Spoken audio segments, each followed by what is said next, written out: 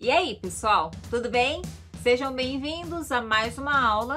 Vamos hoje ver uma estrutura que pode te causar uma certa confusão. Se, por exemplo, você é falante da língua inglesa, talvez isso pode ficar um pouco complicado quando você pensa no português.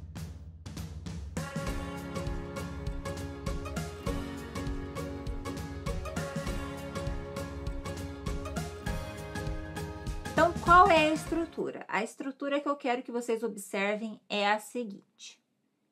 Eu estava com medo de barata.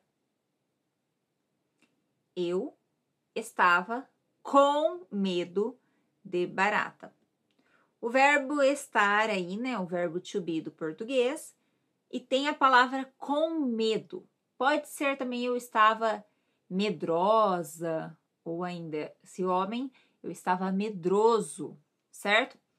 Então, eu estava com medo de, sempre.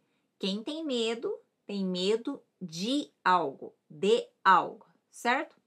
Se eu falo, eu estava medroso, eu estava medrosa por causa de algo. Eu estava medrosa por causa da barata. Eu estava medrosa por ter uma barata. Por ver uma barata, vai ter um por, que vai ser a causa. Mas voltando ao foco da primeira sentença, que é eu estava com medo. Vamos pensar no com medo. Eu estava com medo. Tem uma preposição aí, o com, certo? Eu estava com medo, eu estava com receio, eu estava com saudades, enfim. Eu estava com e alguma coisa, e que essas coisas estão relacionadas a sensações, a emoções, a sentimentos, vai ser sempre essa estrutura.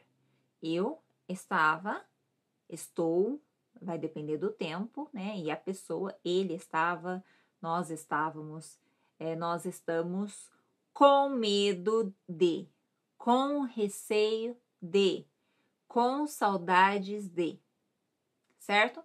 Então, eu estava com medo da barata. Eu estava com medo do vizinho. Eu estava com medo da chuva. Eu estava com receio da carreata. Eu estava com receio do temporal. Eu estava com receio de ser assaltada.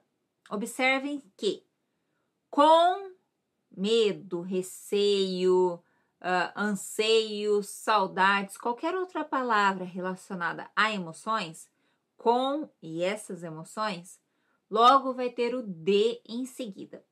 Esse de vai ter que ser complementado por um item, por exemplo, a barata, né? Eu estava com medo da barata, de barata, se for de modo geral. E também pode ser um verbo. Eu estava com medo de sentir fome. Eu estava com medo de correr muito rápido. Eu estava com medo de chover muito. Eu estava com medo da chuva, certo? Que é uma coisa. Eu estava com medo de chover muito. Entendem que se for um outro verbo que vem logo depois, esse outro verbo sempre vai ficar no infinitivo. Vejamos mais alguns exemplos. Eu estava com saudades dela. De ela, junto dela, certo? Eu estava com saudades dela. Agora, uma ação que eu sentia saudade. Eu estava com saudades de correr pelas manhãs. O verbo está no infinitivo. Eu estava com saudades de abraçar meus irmãos, certo? Abraçar meus irmãos. Se eu não quero colocar o verbo, eu posso colocar o item, né? O abraço, se existe uma palavra para isso. Eu estava com saudades dos abraços dos meus irmãos. Entendem? Muda algumas coisas, mas a estrutura é com medo de, com receio de, com saudades de, certo? Eu estava, eu estou, nós estamos, eles estão, vocês estavam, vocês estarão, não importa o tempo, vai ser vocês estavam com saudade, anseio, receio, de, com, tarará, de, com, blá, blá, blá, de, certo? Então, vai sempre ter essa estrutura para essa situação. Então, por exemplo, eu estava, frases para vocês aí que estão aprendendo português e podem precisar em uma situação de comunicação. Eu estava com medo de falar em português, certo? Estava com medo de falar em português. Eu estava com medo, estava com receio, eu estava com receio de não ser compreendida. Veja que o não fica um pouquinho antes do verbo, sempre. Estava com medo de não ser compreendida. Eu estava com medo de não me entenderem falando. Entenderam a estrutura? Segue esse padrão. Então, do que você tem medo? Do que você estava com medo? Do que você sente receio?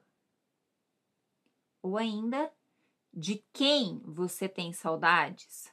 Do que você tem saudades? Percebam que nas perguntas, o de está na pergunta. De quem? Do que? Certo? Tá na pergunta também essa partícula, né? Essa preposição. De quem você estava com saudades? O de e o com tá ali. Do que você tem medo?